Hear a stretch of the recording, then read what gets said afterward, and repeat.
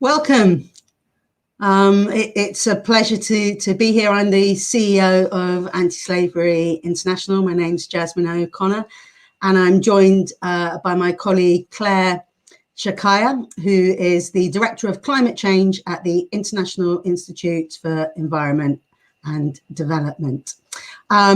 So it's a pleasure to be here and to be welcoming friends and colleagues and hopefully some newcomers from far and wide to discuss the issue of climate-induced migration and modern slavery, and indeed to be able to share with you the findings of the new report that we are launching today. So welcome. If you are joining us, do pop in the chat, say hello, say where you're from, let us know how you're feeling today, and maybe even why you found this subject interesting and want to join us. We've got a brilliant lineup of speakers and panelists to take us through the findings, and myself and Claire will be tag teaming as co-chairs throughout this event. I'll hand over to Claire in just a second, but just to say a very brief word about Anti-Slavery International. We've been working to end slavery in all its forms around the world for 181 years. And this groundbreaking research that we've participated on with IIED is, I guess, just an evolution of that journey in trying to understand some of the systemic causes of slavery so that we can tackle them at their root. And indeed, the groundbreaking research that we're launching today is clear that climate change is both an ecological and a human disaster that can lead to modern slavery. And the partnership with IIED, I just want to say a word about that, because we're bringing 181 years experience of ending slavery. They're bringing 50 years environmental experience at the forefront of campaigning for action on climate. And so together, we really hope to further this debate. So welcome to you all. I'm glad to see you here. And I hope that together we can consider the action that we all need to take in the run-up to COP. I'll now hand over to Claire to kick us off with the show. Claire. Thanks so much, Jasmine, and so happy to be here. Welcome to everyone also from our side. We're really hoping that today will be an interactive session, so please do use the chat to put down your questions, and we'll pick them up and seek to address them at the end of the session and the panel. So first, I feel that we should get on with our speakers. There's a lot to talk about today. So I'm delighted to introduce our first keynote speaker, Philippe González Morales. Felipe was appointed by the Human Rights Council in June 2017 as the United Nations Special Rapporteur on the human rights of migrants. So delighted you can join us today, Felipe. Thanks for the invitation to this event to launch the report Decoding the Nexus between Climate Change, Migration and Modern Slavery. I highly appreciate this initiative to call on the attention about this issue from Anti-Slavery International and the International Institute for Environmental and Development. As the report points out, there are several emerging pathways of the links between climate change, migration, and modern slavery. Migrants are particularly vulnerable to modern slavery, and climate-induced migration places migrants at a particular risk of becoming victims of modern forms of slavery. The main problem in establishing a definition of climate migration lies in the monocausality that is presupposed, as it is not simple to isolate the environmental and climate factor from the political, economic, demographic, and social factors that pre-exist and that together determine the form and quality of life. It is usual that the episodes of environmental degradation will have an incidence in the country, consequences that will depend on the infrastructural, socioeconomic, and political conditions. This, in the same way that states in crisis usually have many political, economic, and environmental migrants, and it is often difficult to clearly distinguish one cause from another. Causes of migration are often multifactorial, so that they interact successfully or simultaneously. Climatic migrations can be associated both to the lack of job options in agriculture or to uncertainty of harvest times due to rains or droughts, as well as those directly related to climate change or worsening environmental conditions, either gradually or leading to an extreme degradation. Therefore, it is not so obvious to distinguish what we call traditional migration from climate migration, because it is usual that people who are forced to move because of environmental degradation do not refer to it when they explain their reasons for migrating. They tend to emphasize the socioeconomic reasons, despite the fact that poverty and unemployment may be caused by environmental degradation. And that is why, for the study of environmental migrations, a broad analysis is required, one in which the interactions of various factors are taken into account. The debate on climate change and migration must be a driving force that will lead a better consideration of the rights of migrants in the different categories, avoiding a rigid distinction of specific causes that singularize each one. In this sense, policies must be formulated to strengthen the protection of human rights for people who are forced to leave their place of origin. One of the most evident examples of the interaction between political and environmental causes is war, due to the use of weapons such as napalm or herbicides like Agent Orange during the Vietnam War or the Black Rain provoked in the Gulf Wars. These types of weapons made the places where they were used and their surroundings unhabitable, provoking the movement of the population.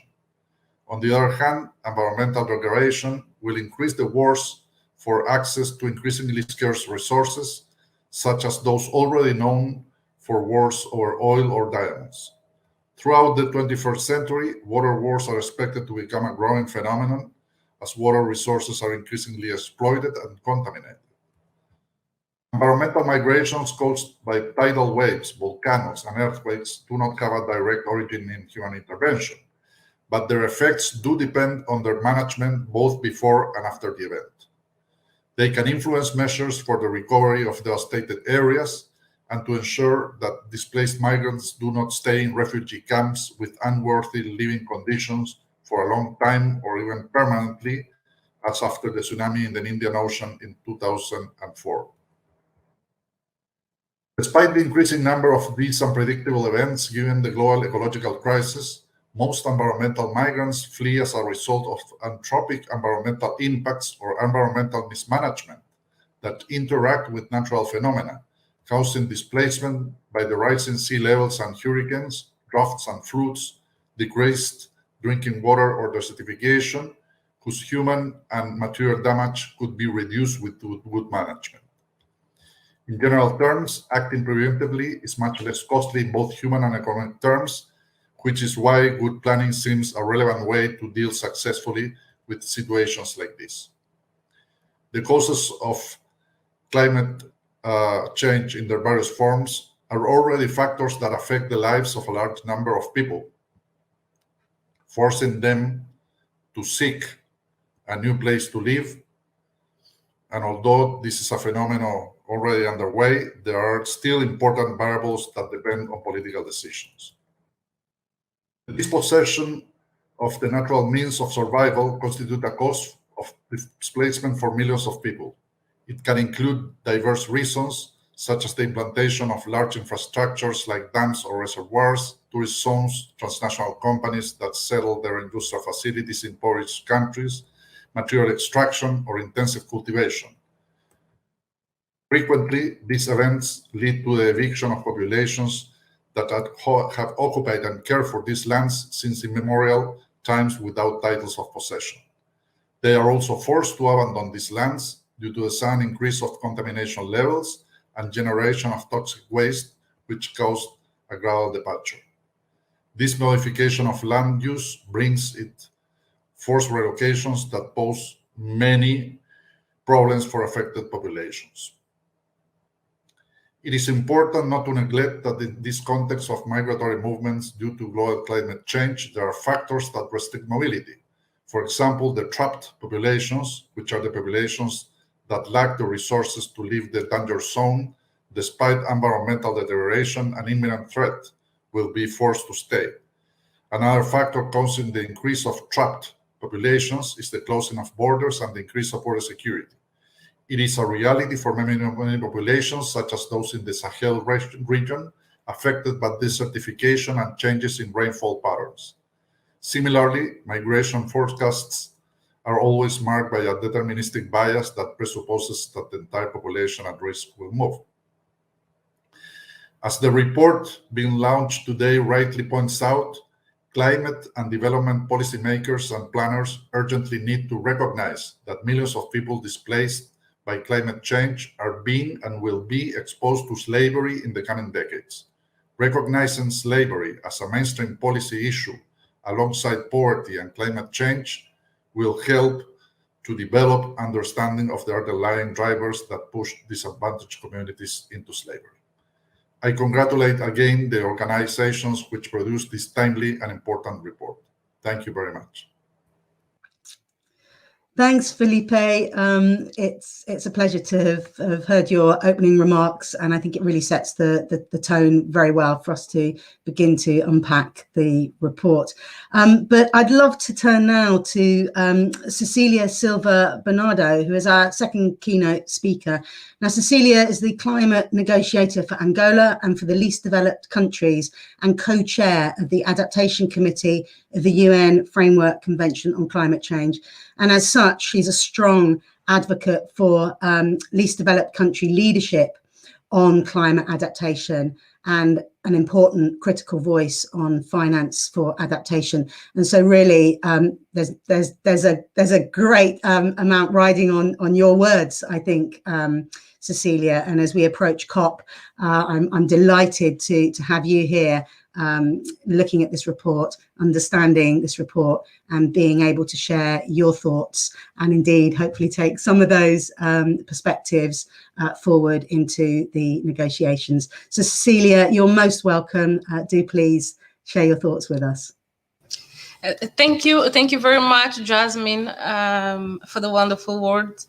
Good day, dear all. First of all, I would like to thank Anti-Slavery International and IIED for the invitation to be part of this important dialogue.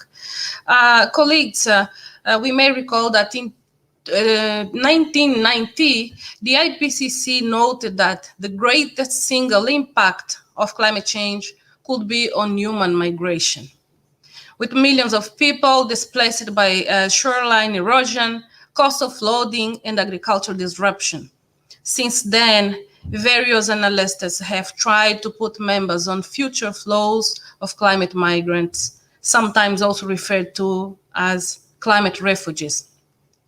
The most recent assessment by the World Bank Groundswell report put the number as 216 million people by 2050, with the most vulnerable regions being Sub-Saharan Africa, East Asia, and Pacific, South Asia, and North Africa, also one of the poorest regions of the world.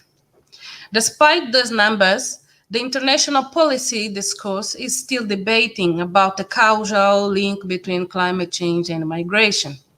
While we are still struggling with the development deficit in LDCs, we were hit by climate impacts that has impacted our ability to deal with poverty and marginalization. Climate is now acting as a stress multiplier to all the factors that were already driving vulnerability, while adaptation measures continue to be critical for addressing climate impacts. The problem is one of time, which means because of the speed of climate change, and scale, which means the number of people it is affecting. So the simplistic image of a coastal household depending on subsistence farming being forced to pack up their bags and move to a rich country does not happen in real world. On the contrary, as it is already the case with political refugees, it is likely that the burden of providing for climate migrants will be borne by the poorest countries and communities, those least responsible for climate impacts. They are left to fend for themselves exposed to issues of exploitation, often leading communities in slavery and slavery-like situations. This climate-induced distress, migration, and displacement is hindering the development of the society and community in LDCs by increasing pressure of urban infrastructure and services, by undermining economic growth, by increasing the risk of conflict, and by leading to worse health, educational, and social indicators among migrants. And in this stress situation with no other option left, they are either forced to undertake dangerous coping strategies that expose them to slavery or place them at the mercy of traffickers at refugee camps. Here again, I will reiterate that the people who are exposed to these consequences of climate impacts were not responsible for causing them. Furthermore, the developed countries are struggling of their responsibility. So far, they have not even met their commitment of 100 billion target for climate finance support, let alone the fact that a very minuscule amount of what they are providing as climate finance is available for climate adaptation that can help the communities better prepare or cope with climate impacts. So far, there is no home for climate migrants in the international community, both literally and figuratively. There has been a collective and rather successful attempt to ignore the scale of the problem. Forced climate displacements fall through the cracks. Well, I'm happy to see this issue finally is getting recognized here, and we are discussing today this issue. So based on current climate change scenarios, a certain amount of forced climate migration is locked in, but how much depends on the international community's support for adaptation. It is clear that the international community has to face up to a prospect of large-scale displacement caused by climate change. There is a need for international recognition of the problem, a better understanding of its dimensions, and a willingness to tackle it is also necessary.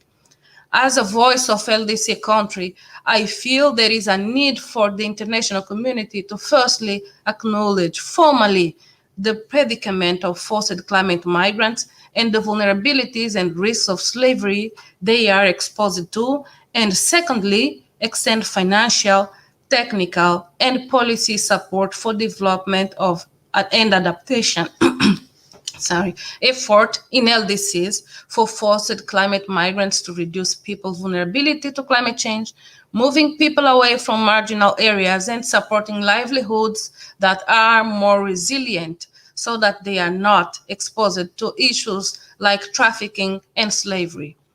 In the end, I will say that we can no longer close our eyes to the plight of the climate-induced migration and displacement and wish for it to go away or close our boundaries to them. There are human lives we are talking about, and the international climate discourse needs to recognize and act on this issue. I thank you again, Jasmine, for the opportunity to speak here in this very important dialogue. Thank you very much. Thank you so much, Cecilia. I think you've set out the human challenge very, very clearly, and it's a compelling case. I would love to thank both of the keynote speakers now and begin to introduce our panel. But before I do that, I'd like to just spend a moment or two just to share a little bit from Anti-Slavery International's perspective, and also to invite Clare to share a little bit from IIED's perspective as to why this is such important research for us both as organisations and also as individuals, because I know that Clare and myself are passionate advocates for these issues. So really, you know, I think it starts from anti-slavery's perspective with the fact that there are currently 41 million people in slavery. And we know from our experience that when a person is controlled and exploited for personal or commercial gain, the drivers are often complex and multifaceted. It could be discrimination, it could be weak rules of law, it could be poor enforcement of laws, or indeed poverty. They all play a role in actually creating the kind of conditions that sort of push people to slavery, and indeed to allow traffickers to trick and entrap people who don't have their basic human rights and needs met. And indeed, COVID, as we know, has exacerbated many of these factors. But this research tells us how climate change is adding a multiplier effect on top of these existing conditions that drive slavery, a domino effect that displaces people both internally and across borders and increases their vulnerability to slavery. The World Bank estimates that by 2050, climate change will have forced more than 143 million people in sub-Saharan Africa, South Asia, and Latin America from their homes. Now, add that vulnerability of 143 million people to the 41 million people who are currently enslaved, and understand that this is a human disaster beyond anything we've ever seen. The Sustainable Development Goal 8.7 focuses on ending forced labour, modern slavery, and human trafficking, as well as the worst forms of child labour.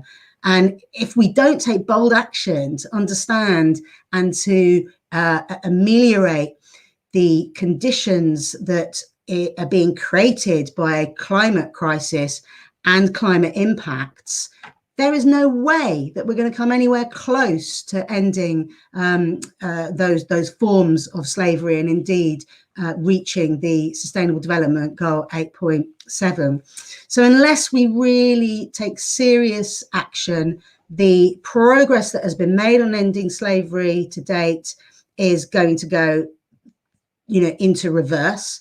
And indeed, the climate crisis will create a problem, a challenge that moves beyond borders, creates in a sense, a sort of ticking time bomb of slavery in the making. And so, we thought that we needed to understand more about these interactions so that we were able to be in a position to, add our voice to those calling for bold action to get to net zero, and to make sure that we understand how we can address these impacts for some of the most marginalized people in the world. So from my perspective, this is a timely report and is absolutely critical in our 181-year fight to end slavery, where we seek to get systemic change and not just move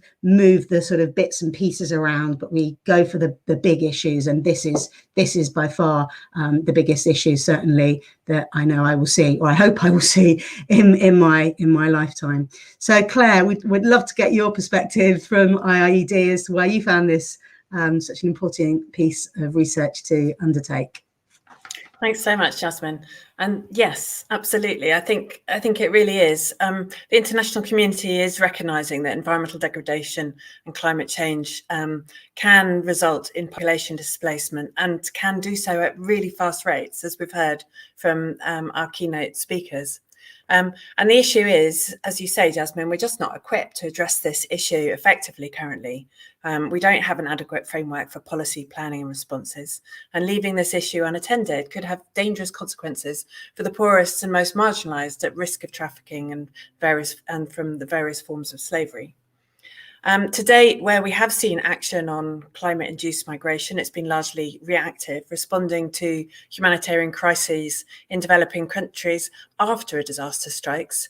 And in the absence of preventative measures, the future of many vulnerable communities, and particularly in the poorest countries, the LDCs, as Cecilia was speaking to, are likely to continue to see these issues become more intangible. So what we see is land degradation or drought leads to food insecurity, which in turn is leading to people needing to move, needing to find jobs elsewhere.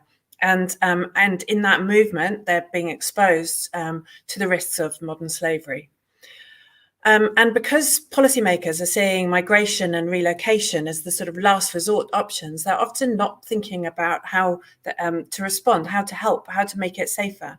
But with climate change, we're going to see more, not less, families on the move, individuals on the move. So we need to start planning preemptively and put in place the support mechanisms needed for rehabilitation, to support them to recover from having to move, but also to help them shift into new sustainable livelihoods where they are or in new locations. And these relocation programs can't be quick fix options. We need to start thinking now about how to attract people into safer locations and help them move safely, and then provide support to strengthen their livelihoods, build resilience, improve their living standards, and restore the local environment, invigorate the local community. They need to be an asset where they arrive. And proactive intervention is now essential. At IIED, with our work on loss and damage, we're co-developing solutions with vulnerable country representatives, exploring how early action for relocation can be used as adaptation or a risk minimization strategy. And that can be through government planned relocation to move households out of harm's way. It could be government driven relocation after disaster, or it could be through supporting voluntary migration by households or individuals. And we do have some good examples already. One is the Danish Refugee Council's programme in Burundi, which is a resilience project aimed at enhancing livelihoods, increasing food security, and building climate resilience. But what's special about it is the community is made up of internally displaced people and the host community. And another example is the Uruguay National Resettlement Plan, which has been considered a lighthouse in these types of approaches. And they're planning to relocate thousands of households, focusing on families that live in extreme poverty, out of flood-prone areas and into secure housing. So at IIED, we're working hard with our partners to secure fair and equitable solutions to climate change. And we work hand in hand with the progressive countries looking to act early, and particularly the least developed countries, to find these solutions. The issue of climate change-induced migration and displacement and its nexus with slavery is high on our agenda, and we'll continue to raise this issue at policy fora and amplify the evidence and voices of those with lived experience. So thank you, Jasmine. That's where we are on why we see this as an important issue. Fantastic. And it reminds me of why this is such a dynamic partnership. We're on the same page. Fantastic. So look, without further ado, I'd love to just introduce our panelists, and we can kick off with some questions to them from myself and Claire, which will begin to unpack the findings of the research. So first up is Ritu Bharadwaj, I'm sorry, Senior Researcher, Climate Change Group, International Institute for Environment and Development from IIED. I'm sorry I massacred your last name. I apologise sincerely, Ritu. I've been talking to you all week and I hadn't even looked at your last name until just now, but it's a pleasure to have you with us. And Ritu has absolutely kind of been a leading light in this research, driving it forward and making it what it is today. Somnath Hazra, consultant, economist and visiting faculty from West Bengal, India. It's a fantastic pleasure to have you with us, Somnath, and you're most welcome. James Kofi Annan, who's president of Challenging Heights in Ghana, civil society partner that we've been working with throughout this work, and indeed have engaged on some other pieces. Enoch Pufa, senior manager, impact and strategic relationships, Challenging Heights Ghana. Great to see you as well. And Fran Witt, last but no least, our very own Anti-Slavery International Climate Change and Modern Slavery Advisor. It's wonderful to have you all here. I hope you can hear me, and I'm looking forward to hearing what you've all got to say. But starting with you, Ritu, I know that you've led this research, that you've driven it forward, and you've been immersed in the findings for quite some time now, pulling it all out, helping us to sort of make sense of it. So really, first up, what links did you observe between climate change, migration, and modern slavery? Tell us about it.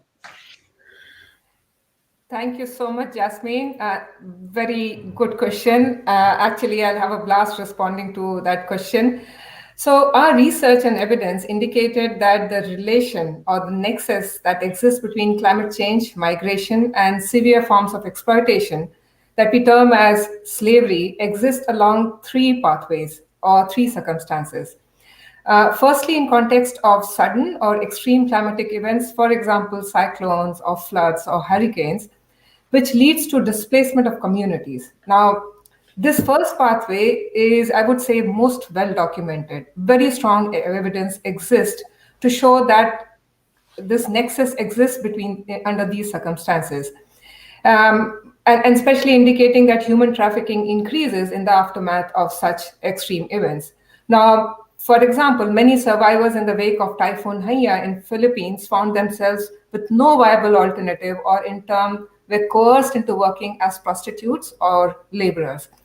There are many more examples like this, and I can go on. For example, in Bangladesh, women left widowed by Cyclone Sidr were targeted by traffickers and driven into prostitution and hard labor. And similarly, from my own country in India, in northeastern India, Assam, women and girls are forced into child slavery and forced marriages to make ends meet. So this is the first pathway indicating the nexus in the aftermath of a sudden or extreme climate event. Now, the second pathway or second situation where this nexus was seen to exist was in the event of a slow onset disaster like a drought, desertification, salination, and so on. Now, this pathway exists when climate variability, such as increasingly higher than normal temperatures or erratic rainfall, leads to drought-like situations, resulting in crop or pasture loss, drinking water shortage, or food insecurity. And in situations like these, it pushes communities dependent on natural resources for their livelihoods to look for alternate sources of subsistence.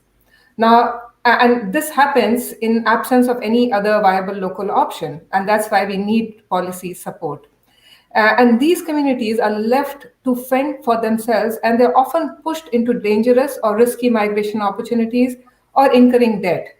Now, the research in the BRICS sector in Cambodia, which is also known as blood BRICS, maps this intricate detail of how farmers whose livelihood had been undermined by climate change were forced into intergenerational bondage by kiln factory owners who would often buy their debt and then force them into working in subhuman conditions. They had absolutely no control over their rights, decision-making, and so on.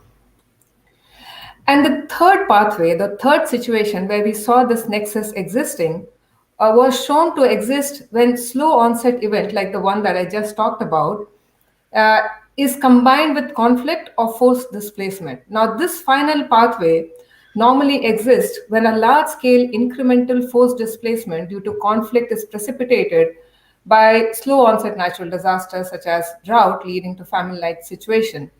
Now, typically, conflicts weaken local institutions, markets, or livelihood support systems that communities have. And since countries are in conflict-like situation, they are not able to provide community with the means to adapt or cope with climate shocks or stresses. Now, the resulting income loss, displacement, or high level of food insecurity forces community again to pursue risky coping strategies that lands them into bondage, slavery-like situation. Now, all the three situations or the three pathways that I just talked about, they're not standalone. They quite often they overlap and they intersect with each other. Even the third pathway, which clearly overlaps with the second pathway that I talked about. And in each of these circumstances, similar dynamics to vulnerability to modern slavery exist. For example, enhanced marginalization, inequity, poverty, which are drivers of modern slavery, I would say. And when climate change impacts them, then it exacerbates all that. So in conclusion, I would say that climate change is like a stress multiplier, placing people who are already in precarious situations in positions where they reach the limits of coping capacity and then exposed to slavery. And second, and very important point to note here, and especially for the policymakers, is the links between climate change, migration, and modern slavery. It's rooted in power balances within the society. And vulnerability to climate-induced migration is evident most in those who are already marginalized by either gender, ethnicity, age, socioeconomic status. And there are team, if you look at our research document, there are so many evidences which have shown that women, girls who were already marginalized, they were more exposed to slavery or slavery-like situation when they were exposed to climate change. And also, as I kept talking about policymakers, here the role of policymakers is very, very important, because lack of priority and recognition to this issue is resulting in absence of strong policy environment where workers and migrants' right abuse, everyone knows that it exists, but it largely remains unregulated, and they are disregarded quite often, especially as at an expense of achieving rapid economic growth and infrastructure development. So in many places, in order to achieve that rapid infrastructure growth, whether it's through brick sector or through rapid industrialization, urbanization, they turn a blind eye to the plight of the workers, the exploitation that they're subjected to. So I'll stop there, Jasmine, and going back to you. Thanks so much, Ritu. That was fascinating. So I guess I'd be interested to hear from you, Somnath.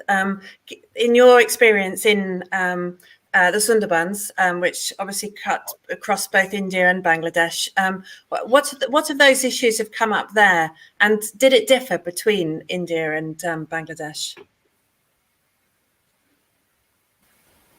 Yeah, a very good question, Clare. I must say that it's a very good question for the Indian Sundarban Delta as well as the Bangladesh Sundarban Delta. So if we go with this nexus, already Ritu talked about this nexus globally.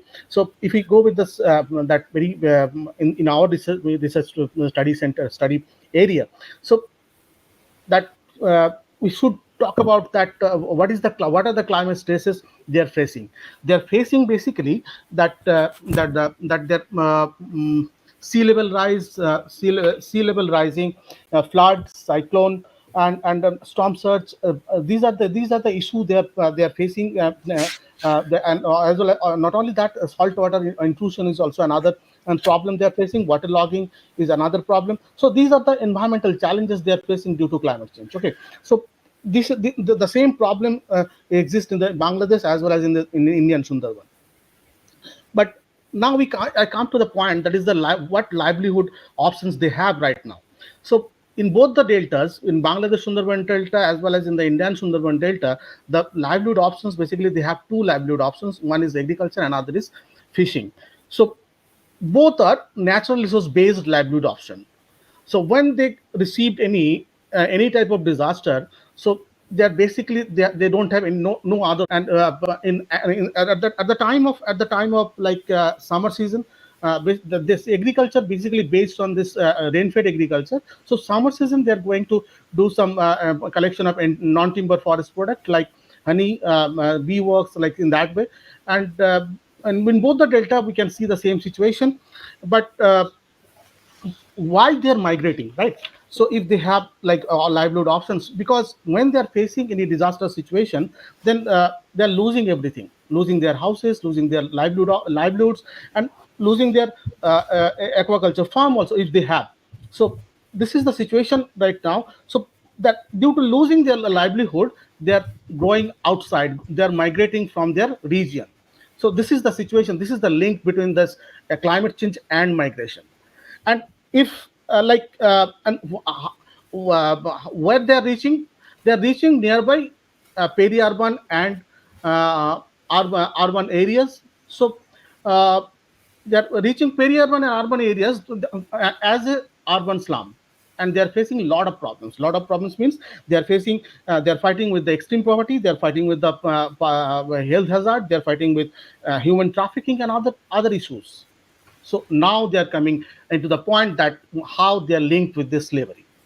So if they're like we have seen, as per our research, we have seen that migration in the Sundarban Delta, specifically in the Indian Sundarban Delta, it's basically both push migration and push factor and pull factor both are working. Push factor means that if the climate change is happening, the climate change is pushing them to going outside, and the pull factor, in other part of the country or the outside the country, they are getting very much amount of wage. So they are that much of wage in the southern India and other parts of India they are getting. So this is attracting them.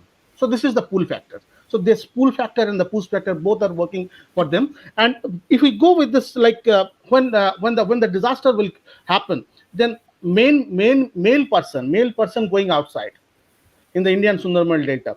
So the other family member, like the women and children and the aged population are staying at home. So here the trafficking agent will started their operation. So when the people going outside, when the male person going outside, male person is not there, male person is facing outside in the poverty and something like health hazards on all. At the same time, their family is also facing their acute poverty situation. And at that time, the trafficking agent will come and they will say that he can help them to going out of this poverty situation. And in that way, they're asking their family that come with them, and they will take them and sell them in the prostitution area and sell them as a bonded labor to the employer to the other region. So this is the situation in Indian Sundarban Delta, how trafficking, how slavery comes here. And not only that, if we like human trafficking, and there is two types of trafficking. I can say there is two types. One is the sex-based trafficking, another is the non-sex-based trafficking. So we have already talked about the sex-based trafficking, that is prostitution, selling in the prostitution area and all. And the non-sex-based trafficking, this is basically the different types of slavery. One, I can say that domestic labor, and I can say industrial labor. I can say some marriage-related rackets, and so on.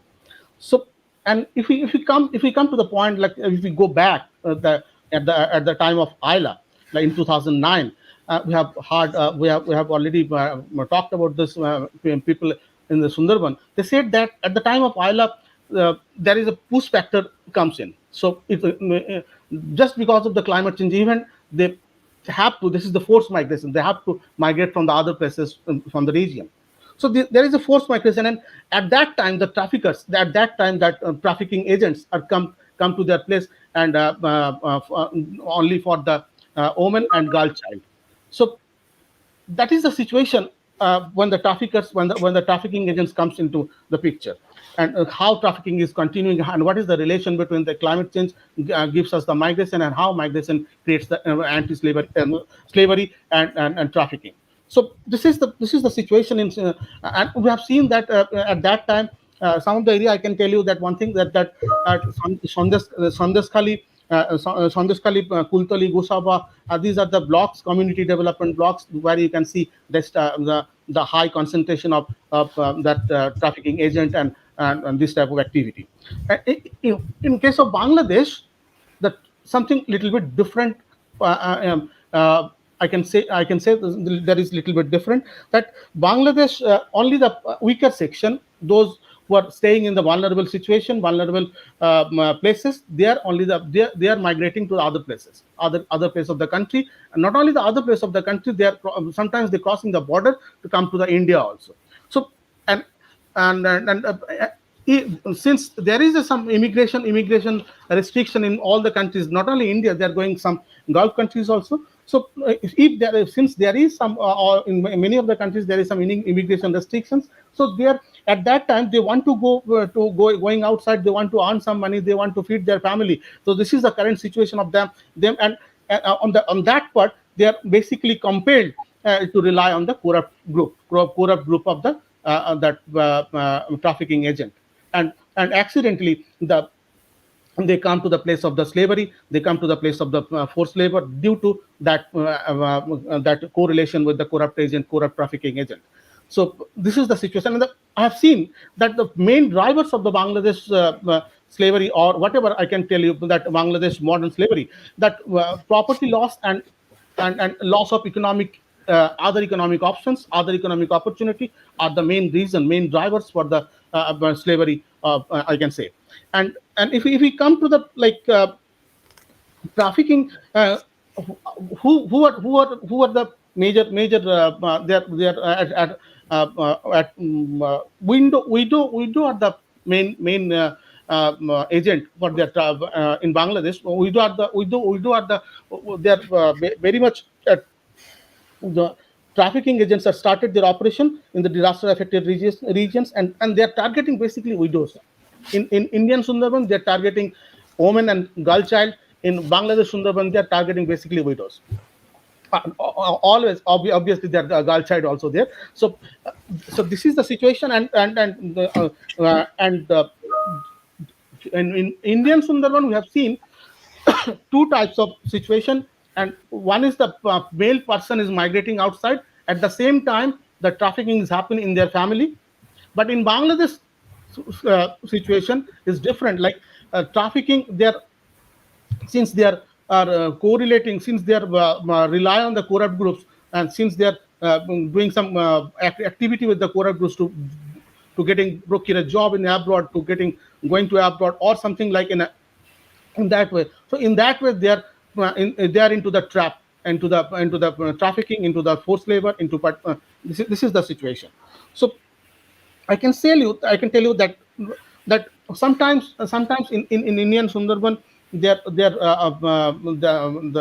family, the head of the family also are in the group.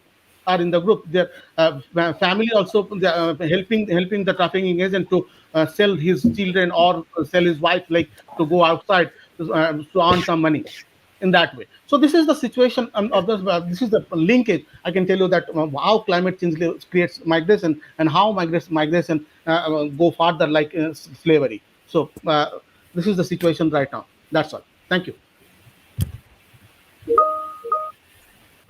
Thank you so much, Somnath. And I think there's a lot in that to unpack and understand. And I think yes, it really does illustrate the human impact and the real life impact of modern slavery and the intersections with climate change and migration.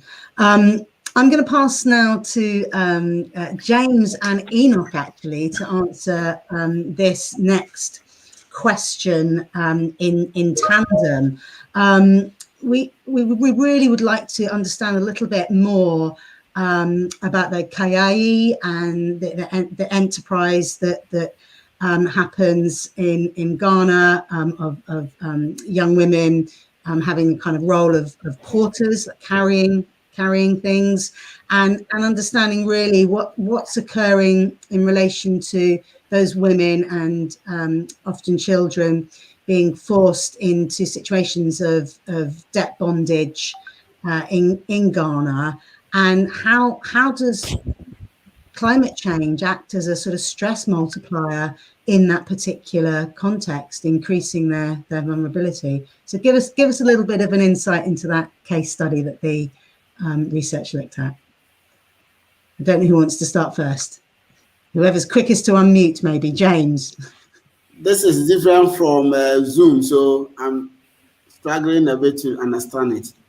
Okay, so thank you for the opportunity to be part of this research work. And I would like to acknowledge my colleague Enoch, who worked a lot with all of us on this project. The poverty situation in northern Ghana is worsened by the unfavorable weather and environmental conditions, which have further worsened in recent years due to climate change and environmental degradation. Farmers in this zone, unlike in southern zone, have only one season of rainfall, usually from May, June to August, September, followed by a prolonged period of drought. Irrigation facilities are limited, with the few drying up quickly due to high temperatures. In addition, rainfall patterns have become unpredictable both in occurrence and duration. Migration of people from northern to southern Ghana is therefore seen as an adaptation strategy to fighting poverty in the area. and also as a coping strategy to the single season of rainfall. While male migrants from northern Ghana usually work as laborers on farms and in mines, female mostly work as head porters, commonly referred to as Kayaye. And you will see this word coming through quite often. Kayaye is not an English word, but it's a coined word in the major cities of Ghana. The study found evidence that women and young girls working as Kayaye head porters, that's Kayaye is usually referred to as head porters, become victims of modern slavery and work in slavery-like conditions in destination towns. So we have some of the destination towns such as Kumasi, Accra, Takoradi, and other places. The Kayaye has emerged to be an enterprise that now involves the use of deception to traffic unsuspecting young girls into labor exploitation. The enterprise usually involves an adult female at the destination town who receive unsuspecting young girls and pose as their guardians. In the end, these girls and young women become enslaved to their masters and would have to work for them under exploitative conditions. These are usually older women who, with businesses in the destination towns, they often create enterprises out of the girls, but pretend they are acting in their interests, profiting from the gullibility of the girls. Young girls and women engaged in Kayaye usually do not have accommodation. They sleep in kiosks. Kiosks are very small containers, usually meant for stores, small stores, uncompleted buildings, and in front of shops, making them vulnerable to sexual exploitation and abuses. And we wanted to get this particular case study. Salametu, 22-year-old, is from northern Ghana. She has been working as a Kayaye in Accra for 7 years. And this is what she has to say. The decision to migrate to Accra was influenced by the lack of job opportunities in my village. Farming, the main livelihood, is carried out by men, while women only support with their labor. My village suffered flooding in each of the past 3 seasons, and I must say that as I speak to you now, this flooding has recurred, and in the last couple of weeks, we are seeing a lot of flooding, pushing a lot of girls to the south. Farmlands were submerged and eventually destroyed. Farming is a good livelihood option, but the cultural system and bad weather is destroying the crop. It is no longer conducive for me and other young people, especially women, to earn a living at home. I use my earnings as a Kayaye to fend for myself and support other family members, including buying food, maize, beans, and gari for them during the dry season. Working as a Kayaye has not been easy for me. When I came here, that's in Accra, I did not know anything about the work. I was told that the woman providing our pans, the pans are the ones, the things that, the container that you use to carry the goods, will also feed us and give us accommodation. However, all my earnings go to her, and only sometimes will she give me a small part of the money I've earned, the money I've earned. Before you can leave her camp, you have to work and pay for the pan and also the accommodation she provides.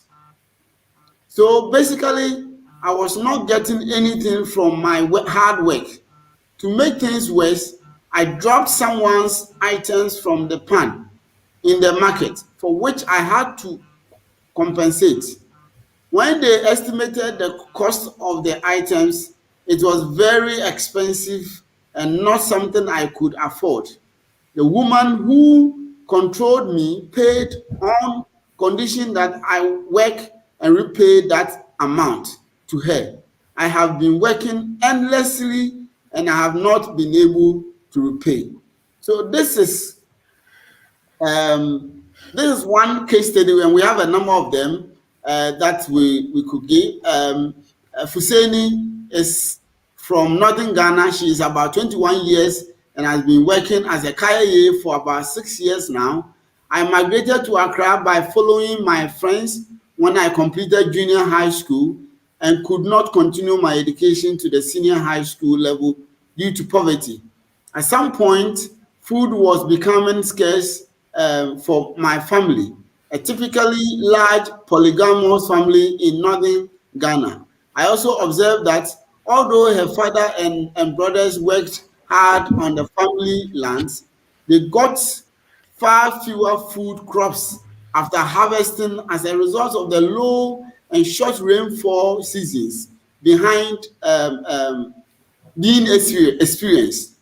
I therefore decided to follow my friend to Accra to work as a KIA so I could support myself, my mother, and also help my younger siblings, 3 of them, for further their education, to further their education. When I first came here, I was like Farida or even younger, and then he was laughing. I was in group of other girls, mostly those from my hometown. I was new to the business, so they sent me to one Hajia and told them I was their sister who has come to join them. They told me it was Hajia who takes care of them by giving them a place to sleep and also buys the head pan for them. So I got a new head pan, which I use for the work. However, at the end of the day, I have to send my money to the Ajia as payment for the head pan and also for the sleeping place. I was not told the price of the head pan. I was just a small girl and did not know much. I did not know when I will finish paying too. So I worked for a long time and was never told anything. When I realized I was being cheated, I ran away from that group to another. So these are, classical cases of how climate change effects drive young people from the northern Ghana to the southern parts of the country, and then they fall victim to slavery and slavery-like practices. Thank you very much. Thank you, James. Thank you. Enoch, did you have any words to add to that? I think we've got a few minutes before we need to move on to the next. Yeah. Okay. Please. All right. Thank you very much. Just to say that what James has presented is a clear demonstration of how climate change is a stress multiplier in the context of the discussion that we are having. So it is clear from Ritu's presentation, the 3 phases. You can see that although it cuts across all the 3 phases, but it is likely situated within the second phase, where a number of factors, first caused by climate change, force people to migrate. And in the end, they find themselves in modern slavery situations, thinking that they are working and making a living, but because of their peculiar circumstances, they are exploited, and they basically cannot do anything about it. You can look at if someone is 21 years and has been engaged in career for like 7 years, and you're looking at someone who was about 13, 14 years of age. And to what extent can that person exercise agency? To what extent can that person be assertive before an adult and say that I deserve to be paid this amount, I ought to have this, I ought to have this? That cannot be done. So in the end, it falls within the vicious cycle that was captured in the study, and basically this is what we are presenting, or we found in this aspect of the study. So this is what I have to say for now. Thank you. Thank you, Enoch. And of course, if somebody's in debt bondage, that they're not realistically able to pay that debt back, that is essentially a form of slavery. They're forced to keep working, whether they want to or not. Fantastic, thank you very much. I think I'm coming back to you now, Ritu, and really asking us to sort of get down to, you know, the sort of business side of things, if you will. What do we want policymakers to do to address the issues that have just been outlined from Ghana and Bangladesh?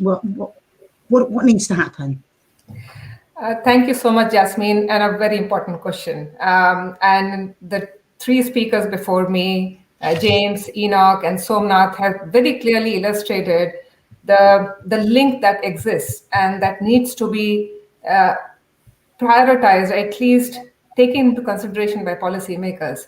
Policymakers need to work out targeted action at national and international levels on how to address this issue, which is impacting the most vulnerable population. And you know, we had worked out within our report a set of actions that policymakers need to take, and they lie on both sides of the table, like both on the anti-slave, not both sides of the table, but on both aspects, both on slavery issues, tackling slavery issues, as well as the climate change issues. And unless they are dealt with in a coordinated fashion, we will not see much results on the ground. So some of these set of actions that we have suggested for policymakers is, one, to recognize this as a priority in both development and climate policy, and integrate these priorities and actions in urban and rural climate resilience plans. Almost every country is coming up with these plans. They now need to recognize this nexus within these plans. Also, in migration response plan, they have to acknowledge that slavery and trafficking issues exist, and migration response plan has to address those risks as well. And we also need to recognize them beyond the climate plans, beyond the migration plans, into the national development plans as well. The second area of action that we have identified for them is to allocate firm targets and actions to be considered within the UNFCCC mechanism for climate change, and in line with the Sustainable Development Goals. Sustainable Development Goals, they recognize this issue. UNFCCC mechanism has not recognized this issue so far. And I'm sure many of you would know that a task force on displacement was created in line with the Paris Agreement within the area of loss and damage, to develop recommendations for integrated approaches to avert, minimize, and address displacement related to adverse impacts of climate change. Now, that's the purpose of this task force on displacement.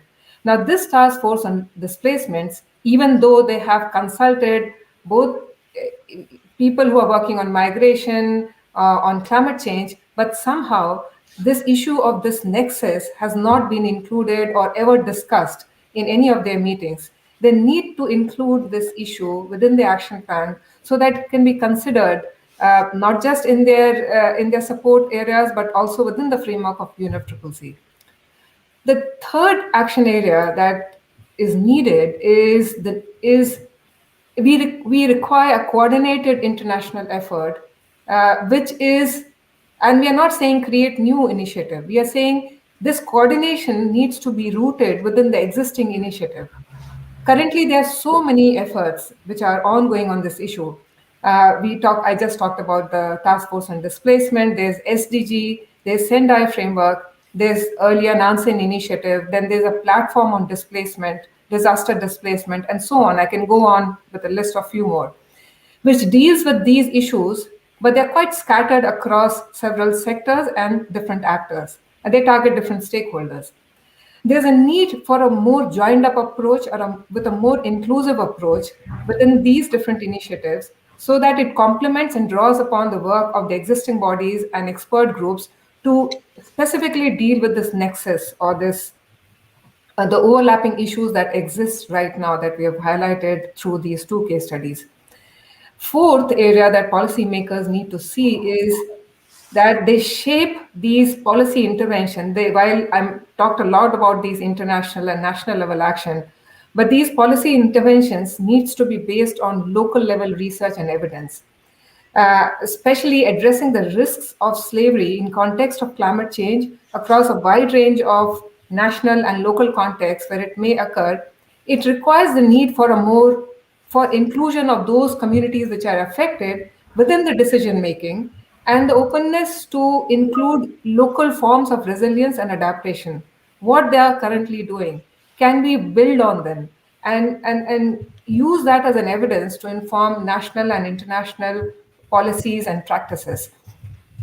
The fifth area I would say is to integrate slavery issues within the nationally determined contribution. Right now, almost every country, they have started to revise their NDCs on climate change action. Many of them have been submitted. But our request to countries would be the NDCs, they need to identify policies and actions for providing safe migration pathways, addressing vulnerabilities to trafficking and slavery in context of climate change. And to implement these plans, they can converge the existing development as well as climate finance. And we can always explore whether we can reach out to other parts of climate finance as well to address this nexus issue. Sixth area I would say would be, the list is long, Jasmine, because the issue is very complicated. So the sixth issue would be to strengthen the social safety nets for climate risk management. In both case studies, we saw that they're forced into pursuing these risky or dangerous coping mechanisms that lands them into slavery or trafficking-like situation because they don't have social safety nets they can rely on. So where vulnerability to slavery should be, I would say it should be considered within the way social protection initiatives are framed, and even climate risk management frameworks are framed, to especially create a rights-based approach for providing access to basic services, basic minimum services, and social safety nets when they are faced with these crises. And it could be, of course, climate crisis, but even if you look at the current COVID crisis, our safety net really helps in supporting communities in a big way to help them not feel as if they have been completely left to themselves. At least they have something to fall back on. And besides this, something which has really gained traction with some policymakers, started to gain traction, is the issue of within the social protection program, because we are talking about migration and displacement, portability of these rights and entitlements within the social protection initiatives would become extremely important. Because, when they are moving, these migrant, and especially in context of climate change, when they're really pushed, just like Somnath was saying, explaining that they're push factors. Climate change creates push factors. And when the people are pushed to migrate, they should be able to carry this safety net with them, so that when they are at destination site, they have access to those basic minimum services. And finally, I will close by highlighting the same point which Clare had highlighted in our opening remarks, that preventative measures are needed, and advanced planning to relocate and resettle displaced communities is really in need of the hour. Because, there's so many figures we have heard since the event started about more than 200 million people expected to get displaced. So anticipatory action to move people to safety before disaster strikes can really help reduce their exposure to slavery. Not all situations that leads to slavery, but if there are some chances of them getting exposed to slavery, these advanced measures, anticipatory actions, will help in minimizing those risks. So I'll close there, Jasmine, unless you have any further questions. Thanks, Ritu. Well, no doubt we come back to you shortly after this panel, when we get to the questions to the panel. But Fran, I know that at IIED we're super committed to continue working on these issues. I'd really love to hear what the Anti-Slavery International's plans are to take the findings of this research forward, and what action points do you feel are particularly important that we should really be advocating for? Yes, thank you so much. I think to start with, just recognizing that organizations that traditionally work on climate change and environment and human rights organizations like anti-slavery have recognized that there's an issue that really hasn't been addressed yet by the international community is absolutely critical. And in the presentations, we've heard about the importance of bold action and about the fact that slavery is a bit of a blind spot in development circles. And that's something that we really need to address. So in tackling climate change, we need to be thinking about the most severe impacts of climate change on the most vulnerable communities. And to my mind, and in the mind of anti-slavery, those are people who are in or vulnerable to modern slavery.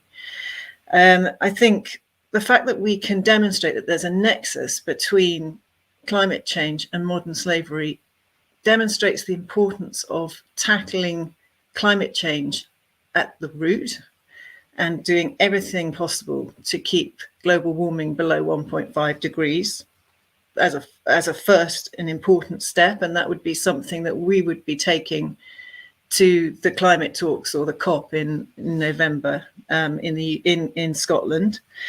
I think there needs to be an equitable response to climate change and human rights. So when people and policymakers are thinking about what they need to be doing to respond to climate change, they need to be thinking about the human impact and who's being affected, and particularly on thinking more fully about migration, climate change hotspots, migration pathways, and responding to people who are vulnerable to modern slavery because of climate change. So my vision is that we begin to start to pull together a network of civil society organizations like our own, both in the global north and in the global south, building on this experience, finding out more about where there is an understanding or an understood nexus between climate change and modern slavery in different parts of the world beyond the countries that we've already studied.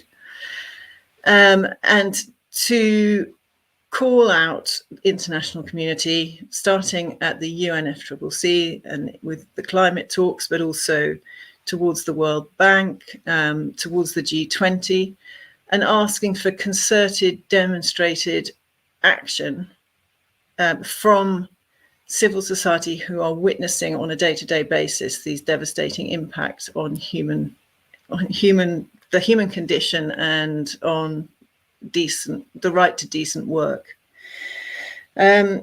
So from my point of view, if out of this research we could begin to build a coalition of organizations and civil society who are interested in demanding urgent change on this issue, we would have done very well. And I would invite people who have joined the meeting today to get in contact if they'd be interested in taking that work forwards and helping us to shape how we might call for dramatic, urgent, and bold action. Thank you so much, Fran. Very, very concise as well. So we do have some questions from the audience, but we are short of time. So if I could ask our respondents now to be quite concise. But the first question is for you, Sumna. Can you talk about the social structures of the communities living in the Sundarban Islands? Have you got many dialect or indigenous or religious minority in that region? And how would you suggest we address the power imbalances within those social structures in tackling these issues? Thanks.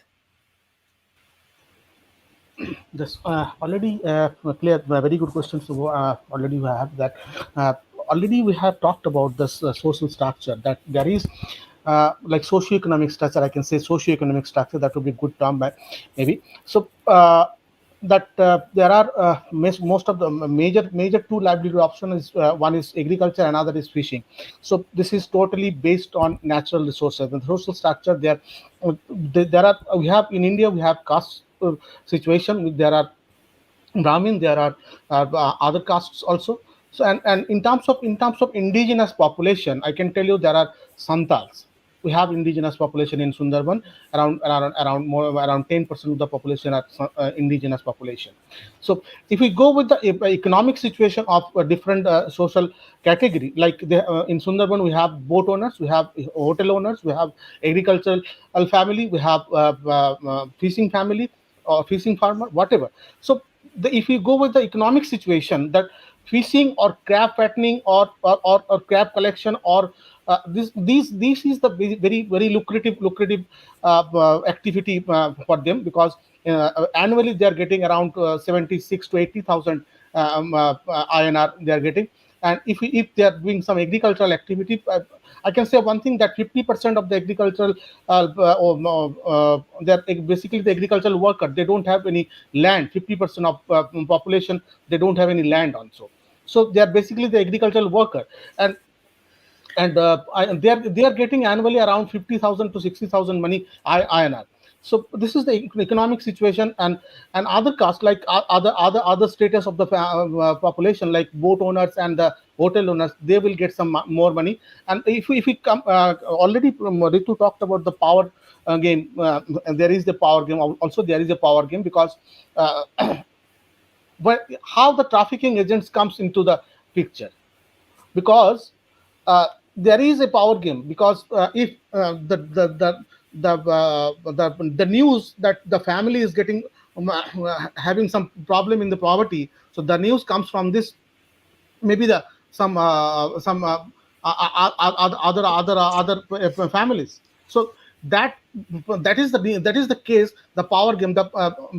The persons who are sitting in the top side of the economic situation, so they are basically treating these poor families just like the regional slave population. So there is also the power game. There is also power game. Thank you. Fantastic. Thanks, Samath. I think it's very useful to understand something around the sort of power balances and the social structures, and actually similar questions come up for James and Enoch, for us to understand the exclusion and the systemic oppression, the kind of historical discrimination that needs to be addressed in the context that you're talking about. I wonder if one of you would like to just give us sort of 60 seconds on that. All right. So on the issue of power balance and the social structure, in northern Ghana, the society is basically, and most parts of Ghana, the society is basically structured in such a way that women do not participate or take decisions, especially relating to farming. And here is the case: the communities that these girls come from are mainly farming communities. The land belongs to the men. The men takes the decision regarding farming. Even if there are irrigation facilities for dry season farming, it is done by the men. The women only provide labor, and whatever happens is the sole prerogative of the men. So in this perspective, women and young girls are quite removed from decision making relating to farming. So when they reach a certain age, if you look at the quotations, most of them got to junior high school. That's a very critical moment of a Ghanaian child. Junior high school, transitioning to senior high school, where your needs become clear and your parents are unable to meet them, then they begin to work in order to obtain these needs, and then that motivates them or forces them to migrate to the southern cities to engage in other activities that they can generate money to cater for themselves or their families. On the other aspect of exclusion and systemic oppression, I want to wrap up so that if James can come in. From this one, we can look at it from national perspective. Even starting from the prehistoric, the colonial days, the British government had a policy of not providing enough infrastructure and education for the northern part of the country, so that part of the country will become the labor reserve of the country. So that is a bit of historic. And the recent post-colonial governments have not also been doing enough in terms of vision of job opportunities and infrastructure to support the development of the place. So if you look at Ghana, we have regions. The 5 most underdeveloped are the 5 northern regions, followed by the central region where we are, challenging height is. So this is just, maybe James can wrap it up quickly on this. I think, Enoch, you've touched on the most essential ones, and for want of time, I wouldn't want to say anything in addition. I mean, I think you have substantially dealt with it. Thank you. Fantastic, thank you. I think it's always extremely important to understand the systemic challenges that there are, and indeed to be able to look at those alongside this kind of multi-layering of climate change on top. So we've got, I think, probably time just for one more question. I'm just whizzing through to see what's been being dropped in the chat, what we might be able to look at. I mean, a lot of the questions require almost a university thesis, I think, to fulfill and to answer. But I think there's one that's come up here that's quite interesting, which is listening to the drivers of trafficking and modern day slavery. It seems that some of the UN anti-trafficking structures, such as the Palermo Protocol, which emphasizes a law and order response, which of course is necessary, but is much too limited. I wonder if somebody wants to share any thoughts on that. Fran, are you able to share some perspectives? Yes, yeah, a few thoughts on that, I think. I think it's absolutely right, obviously, that there needs to be legal frameworks to support people who are subject to trafficking. That's absolutely vital. But as the person who asked the question suggests, there needs to be a much broader response to that. And the recognition that we now have that there's likely to be a vast increase in stress migration because of climate change means that we also recognize that there's likely to be an increase in trafficking as a result of that, as people become increasingly vulnerable. So it's going to be really important to address that specific problem. And in order to do that, I think there need to be prevention strategies put in place, first and foremost, that enable people to understand their rights and also to be able to demand protection. Similarly, I think there needs to be efforts made to address some of the other existing vulnerabilities and inequalities that people experience so that they're stronger and in a better position to be able to resist trafficking. And I think there's also a role to play for climate adaptation finance to support communities that are becoming vulnerable because of climate change to adapt to the impact of climate change where that's possible. And then there are other elements I think that could be put in place, like training and helplines for people who do become victims of trafficking to support them to claim their own rights. So essentially, I think that we need to look at the push and pull factors that I think Enoch mentioned. So on the one hand, there are the pull factors, which is the people who are looking for labor that they can exploit, which can sometimes result in trafficking or modern slavery. But the push factors, and I think the push factor for us today is one of the push factors is climate change. And now we're recognizing that climate change, when layered on top of other existing vulnerabilities, can increase people's vulnerability to trafficking. So we need to be looking at both of those things, as well as the legal protection that the person asked about. Okay, fantastic. That certainly sounds like the start of a thesis, but I think incredibly important to remember the push and the pull factors. We've got to be looking at both of those and at an international and a national and local level if we're going to stand any chance of having the right kind of systemic solutions to slavery. Now we were, I think, probably galloping towards the end now, and I really would like to bring the panel to a close, I'm afraid. I'm just checking in to see if Cecilia is still with us, because as I understand it, she was called away halfway through by her minister, and so I don't think she's able to say a few closing remarks, but wave at me if you are indeed still here somewhere in the background, Cecilia.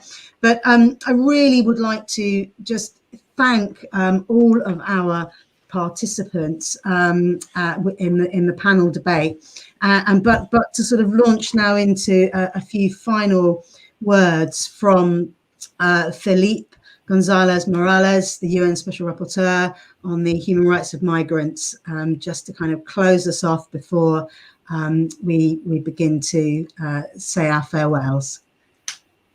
So, cue Philippe. To produce this report and discuss it at this event. I hope it will contribute to create public conscience about the impact of climate change on the situation of persons in mobility, leading under extreme circumstances to more forms of slavery. As the United Nations Special Rapporteur on the human rights of migrants, I make a call for a constant multilateral dialogue among states and international organizations, and also for the participation of the civil society, thereby strengthening international cooperation in the detection and monitoring of security threats related to climate change, as well as the prevention, precautionary, preparedness, mitigation, and response capacities that must be provided and articulated in a timely manner on this issue. Migration can be a strategy for adaptation to climate change if it is carefully managed and supported by appropriate development policies and targeted investments. When the limits of local adaptation are expected to be reached, well-planned migration to more viable areas, whether internal or external, can be a successful strategy.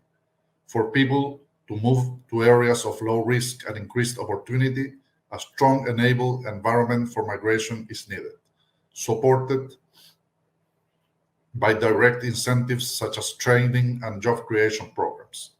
Strategies that support internal migration must safeguard not only the resilience of those who move, but also that of those in the communities of origin and destination. Consequently, countries will need to take a proactive and long-term planning approach to include climate-induced migrants in overall growth and development strategies.